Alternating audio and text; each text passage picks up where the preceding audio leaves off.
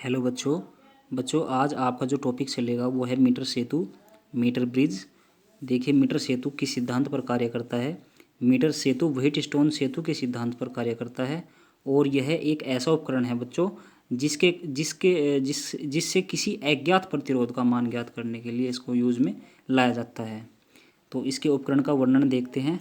इसमें 1 मीटर लंबा और एक समान अनुप्रस्थ परिच्छेद का कॉन्स्टेंटन अथवा मैंगनीन का तार एसी होता है। इसमें एक तार होता है बच्चों एसी, जो कॉन्स्टेंटन या मैंगनीन धातु का लिया जाता है। देखिए ये वाला एसी। और यह तार एक लकड़ी के बोर्ड पर 1 मीटर पैमाने के सहारे कसा रहता है और तार के सिरे ए तथा सी 2L के आकार में मुड़ी हुई तांबे की पत्तियों से जुड़े रहते हैं और इन पत्तियों के सिरों पर संबंधक पेंच लगे रहते हैं। देखिए ये L आकार की पत्तियां हैं, ये इससे जुड़े हैं। इन पर संबंधक पेंच ये लग रहे हैं जो इनको आपस में कनेक्ट किए हुए हैं। ये संबंधक पेंच लगाए गए हैं और इन पत्तियों के बीच में दोनों ओर कुछ रिक्त स्थान छोड़कर एक तीसरी तांबे की पत्ती सीधी लगी रहती है।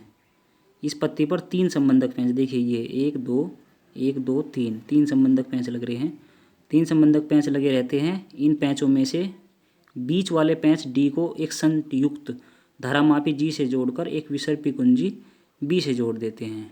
देखिए जो बीच वाला पेंच है डी वाला, इसमें संट को जोड़ करके एक विसर्पी कुंजी बी से जोड़ दिया गया है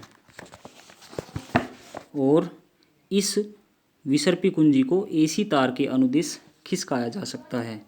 जो ये विसर्पी कुंजी है इसको स्लाइड किया जा सकता है, खिसकाया जा सकता है इधर उधर जब विसर्पी कुंजी की नोक को एसी तार पर दबाते हैं। देखिए जब विसर्पी कुंजी की नोक है जो उसको एसी तार पर यहाँ पर दबाते हैं तो इसका संपर्क तार से हो जाता है।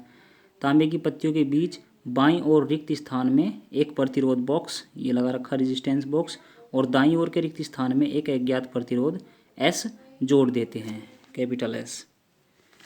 नेक्स्ट देखिए सिद्धांत एवं प्रतिरोध ज्ञात करना।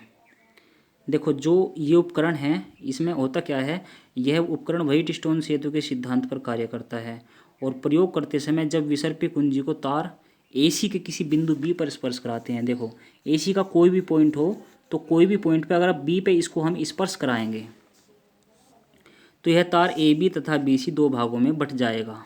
ये जो तार है ए बी तथा बी सी, मान के चलो यहाँ पे स्पर्श कराया गया है तो ए बी और बी सी 2 भागों में बट जाएगा। जो व्हीटस्टोन सेतु के प्रतिरोध पी तथा क्यू का काम करेंगे, एक पी का काम करेगा और एक क्यू का काम करेगा। सेतु के रिक्त स्थानों में लगे प्रतिरोध बॉक्स से लगाया गया प्रतिरोध व अज्ञात प्रतिरोध क्रमशः आर व एस है। जब विसर्पी कुंजी को तार एसी पर इधर उधर खिसकाकर इस प्रकार समायोजित करते हैं कि विसर्पी कुंजी को तार पर दबाने से धारामापी जी में कोई विक्षेप उत्पन्न न हो, तो उस वक्त इन जो यहाँ पे पास बने हुए हैं उनमें व्हीटस्टोन सेतु की संतुलन की शर्त लग जाएगी। उसका फॉर्मूला है P upon q equal to R upon s. Equation number first हो जाएगी। अब हमने मान लिया बच्चों कि तार एसी के पदार्थ का जो विशिष्ट प्रतिरोध है वो रो ओम सेंटीमीटर है।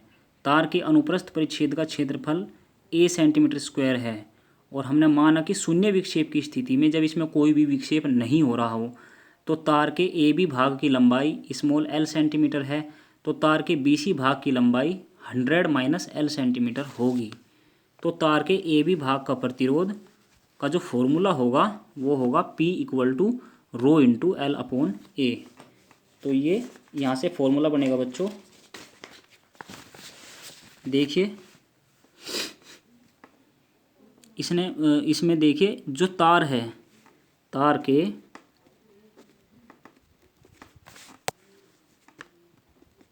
के ए बी भाग का प्रतिरोध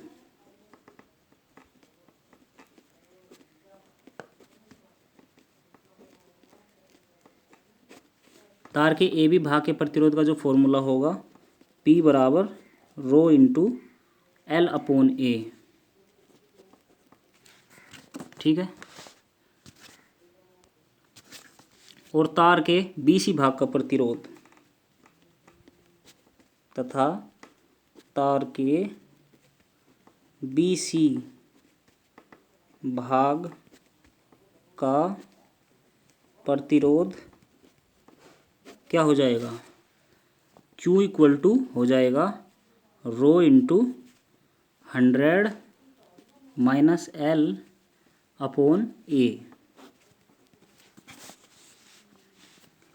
तो दोनों को भाग देने पर यहाँ पे लिखेंगे बच्चों, दोनों को भाग देने पर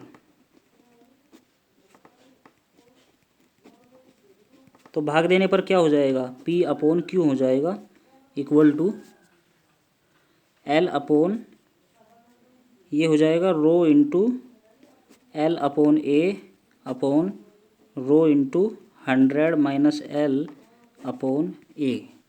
तो रो से रो कैंसिल और A से A कैंसिल, तो कितना बचेगा, ये बचेगा L अपॉन 100 माइनस L। तो जो P अपॉन Q आया है वो क्या आया है, L अपॉन 100 माइनस L। अब ये समीकरण 1 में रखेंगे। समीकरण 1 हमारी क्या है, समीकरण 1 है हमारी P upon Q equal to R upon S, जो संतुलन की शर्त है व्हीटस्टोन सेतु की। ये समीकरण 1 है। तो P अपॉन Q का मान समीकरण 1 में रखने पर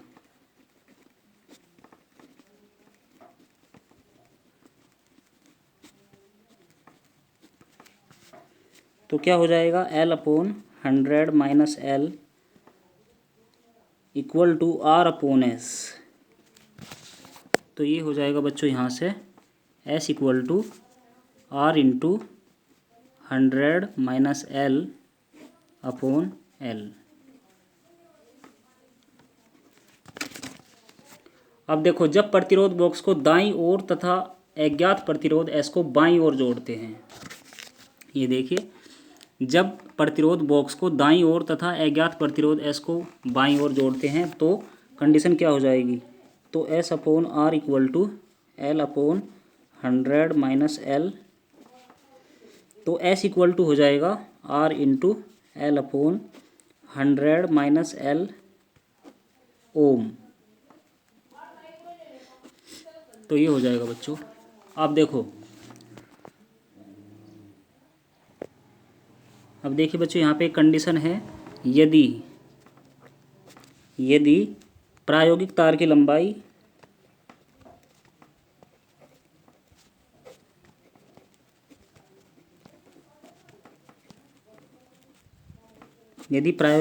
लंबाई L सेंटीमीटर तथा त्रिज्या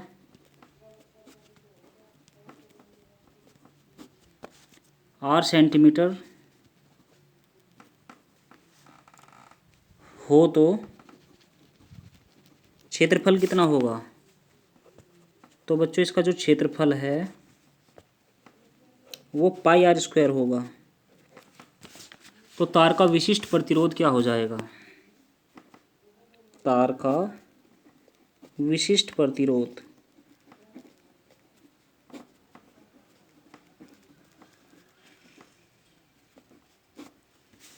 रो इक्वल टू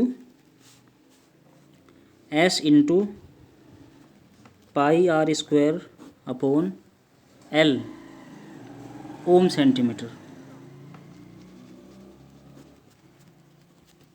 ये हो जाएगा।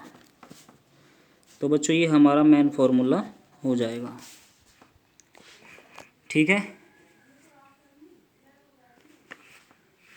तो एक बार और देख लो बच्चों, इसमें देखो, तार के ए बी भाग का प्रतिरोध P equal to rho into L upon A हो जाएगा, तथा तार के बी सी भाग का प्रतिरोध Q equal to rho into 100 minus L upon A हो जाएगा। अब दोनों को भाग करेंगे तो P अपॉन Q की वैल्यू कितनी आएगी, rho into L upon A upon rho into 100 minus L upon A. तो रो से रो और ए से ए कैंसिल हो जाएगा, तो ये L अपॉन 100 माइनस L आ जाएगा। अब ये हमारी इक्वेशन फर्स्ट है, जो व्हीटस्टोन सेतु के संतुलन की शर्त है। P upon Q equal to R upon S equation first है। तो P अपॉन Q का मान समीकरण 1 में रखेंगे तो L upon 100 minus L equal to R upon S, यानी कि S equal to R into 100 minus L upon L हो जाएगा, यानी कि S upon R equal to L upon 100 minus L, यानी कि S बराबर R into L upon 100 minus L ohm आ जाएगा। अब देखिए, यदि प्रायोगिक तार की लंबाई L सेंटीमीटर तथा त्रिज्या R सेंटीमीटर हो तो क्षेत्रफल पाई आर स्क्वायर होगा। तो तार का जो विशिष्ट प्रतिरोध होगा यहाँ से रो, उसका फॉर्मूला हो जाएगा S गुणा pi R square upon capital L ohm centimetre. ठीक है बच्चों, यहाँ से आगे कल पढ़ाएंगे।